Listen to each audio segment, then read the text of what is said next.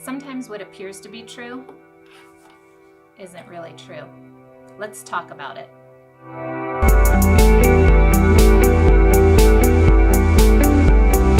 Welcome to week 8 of Life Groups. On Sunday morning, I talked about the three omnis. God is omniscient, all-knowing, omnipresent, everywhere present, and omnipotent, all-powerful.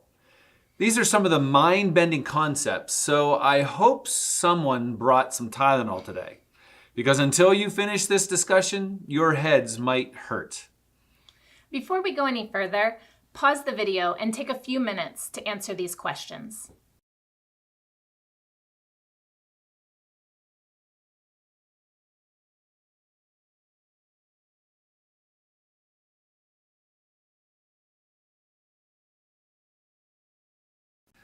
We also know that God is perfect and infinite, which means that whatever God is, He is that perfectly and infinitely. For example, the Bible tells us God is love in 1 John 4:8. So we know that God is perfectly and infinitely loving. God is perfectly loving. That means there are no lapses in His love. His love is without flaw. It is God's very nature, and He cannot go against His nature. God cannot be unloving. There is no instance in which God is not love. His love is perfect. His love is also infinite. That means that His love cannot be measured. It has no bounds. Nothing can contain the sum of it. Again, whatever God is, He is that perfectly and infinitely. The great theologian A.W. Tozer wrote this: God dwells in a mode of being totally beyond and wholly above us and infinitely removed from us. Yet when we think about God, we are trying to think about someone unlike anything we know. God says, "Who am I like? Or to whom will you compare me?" The answer being nobody. Nobody's like God. Nothing's like God. God is like Himself. We dwell in matter and space and time, and we are creatures.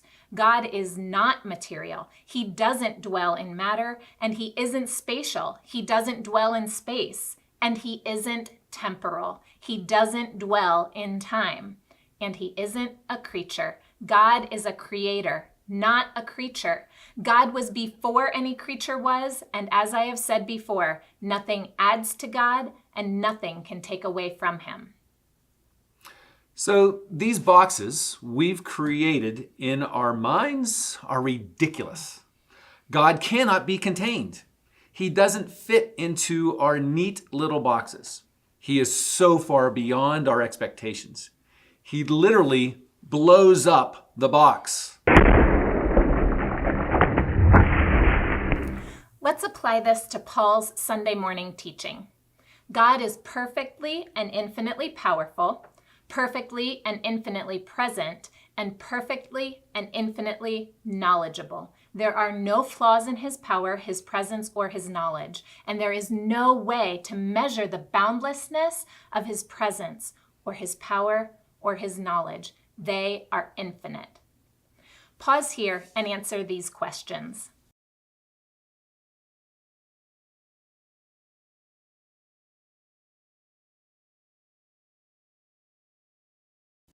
Let's consider another attribute of God, His eternal nature.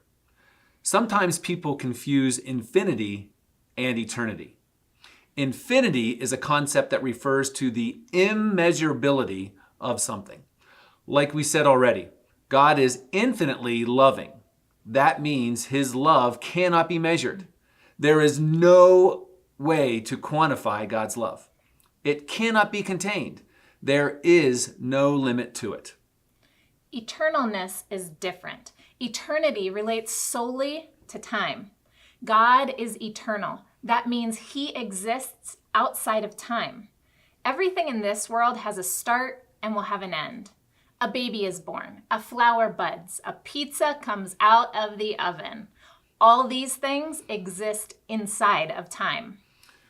But God always existed, and he will always exist.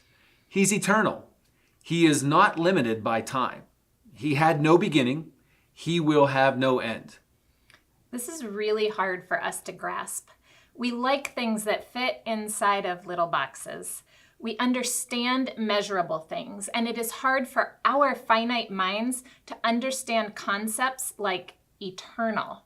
We are born, and we will die. Things start and end, and we can grasp that.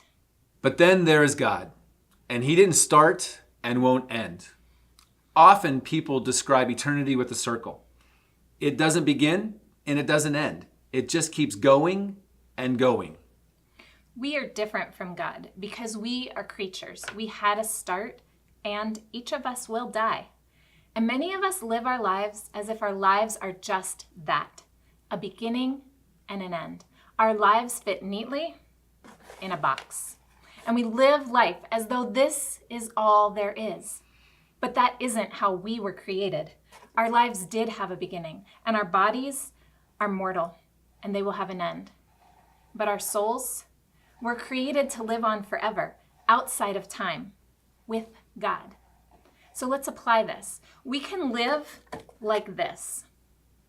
And many people do live like this, like mortals. They live within the realm of their box. Like this life is all we know and see and all there is. If you have that mindset, you're tempted to live life for yourself. It's the YOLO mindset. You only live once, so you might as well live it up. Eat, drink, and be merry. Party on the weekends. Scream at your kids when they don't do what you want them to do. Sleep in. Skip church if that's what feels right.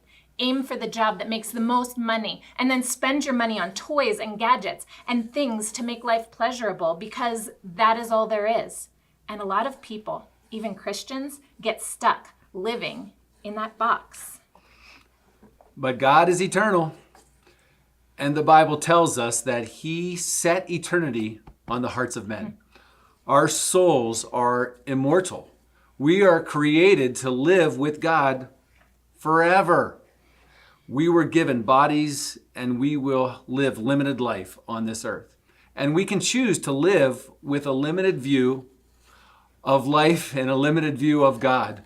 Or we take God outside the box and realize the hugeness of an eternal God and the fact that we were made to live with him forever. When we do that, how we live our life on this earth changes. We realize, YOLO, you do only live once, so you better make this life matter. Things that used to seem important don't seem so important anymore.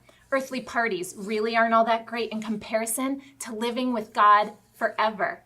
The little things that our kids do that frustrate us aren't nearly as important as leading their hearts to Christ. Sleeping in, not a chance, because we have the opportunity to meet together with our brothers and sisters in worship of an eternal God. We may still go after that super money-making job, but we spend our money in a way that benefits others and helps them know God, rather than in ways that simply make our lives easier or more pleasurable. This life you've been given is simply a preparation, the prologue to forever life you've been created for. A life that will not end, lived with perfect, infinite, and eternal God. So stop here and answer the remaining questions, and we will see you on Sunday in worship.